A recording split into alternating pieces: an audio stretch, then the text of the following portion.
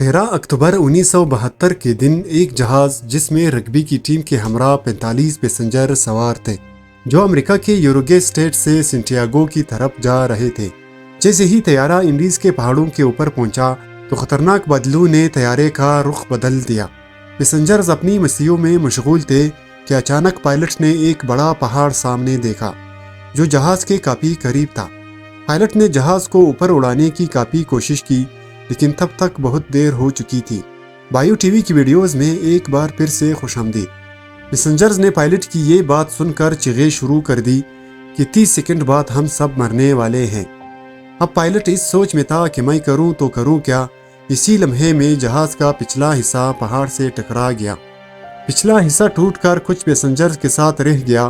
جہاز میں اتنا بڑا چھید ہو گیا کہ کچھ پیسنجر سیٹوں کے ساتھ جہاز سے گرنے لگا، لیکن جہاز زمین سے بار بار ٹکر کھانے کے بعد آخرکار کہیں زمین میں گھس کر رک گیا۔ جہاز میں معجزاتی طور پر 35 پیسنجر بچ گئے۔ بچنے والوں میں اکثر پیسنجر زخمی حالات میں پڑے تھے۔ یہ جہاز انڈیز کے انتہائی خطرناک پہاڑ جس کی اونچائی 3570 میٹر ہے اس کے اوپر پڑا تھا۔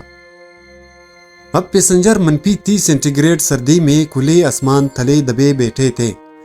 جو بچ گئے تھے ان لوگوں نے ایک دوسرے کے طبی امداد شروع کر دی کیونکہ یہاں سینکڑوں میل دور دور تک کوئی آبادی نہیں تھی، نہ ان کو پتا تھا کہ ہم کہاں پر ہیں۔ کنٹرول لائن کو ٹھیک 1 گھنٹہ بعد پتا چلا کہ ان کا جہاز کہیں کھو گیا ہے۔ کنٹرول لائن نے جلد بیس کو خبر دی۔ انہوں نے 4 ہیلی کاپٹر بھیجے سرچ آپریشن کے لیے۔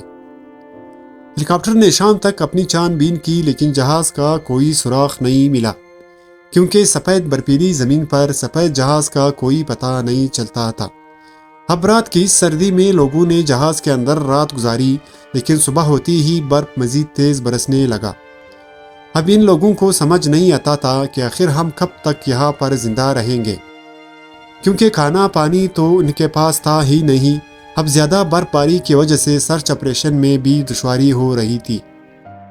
5 دن گزرنے کے بعد کچھ لوگوں نے بھوک اور پیاس کی وجہ سے جان کی بازی ہار دی اور باقی لوگ بھی ڈر گئے کہ ہم سب یہاں پر مر جائیں گے کیونکہ ان لوگوں کے پاس کوئی ایسی چیز نہیں تھا جس سے وہ کنٹرول ٹاور کو لوکیشن بھیجتا تھا، اور بھوک کی شدت اتنی بڑھ گئی کہ ہر روز 4-5 بندے بھوک سے مر رہے تھے۔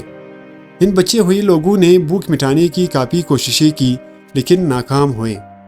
اب ان میں سے ایک بندے نے ایک ایسا آئیڈیا نکالا جس کو سن کر شاید آپ کے بھی رونگٹے کھڑے ہو جائیں گے۔ اس بندے نے تجویز دی کہ بھوک میں مرنے سے بہتر ہے کہ ہم اپنے مرے ہوئے دوستوں کے گوشت سے بھوک مٹائیں۔ 4-5 لوگوں نے اس تجویز کو قبول کیا لیکن باقی لوگوں نے انسانی گوشت کھانے سے انکار کر دیا۔ یہ سب کے لیے حیرانگی کی بات تھی لیکن اس کے سوا کوئی اور چارہ بھی نہیں تھا۔ جس نے یہ تجویز دی تھی سب سے پہلے اس بندے نے گوشت کھانا شروع کیا۔ دھیرے دھیرے سب لوگوں نے گوشت کھانا شروع کر دیا۔ یہاں تک ویڈیو دیکھنے کا بہت شکریہ۔ انشاءاللہ جلد ملتے ہیں نیکسٹ پارٹ میں، تب تک کے لیے اللہ حافظ۔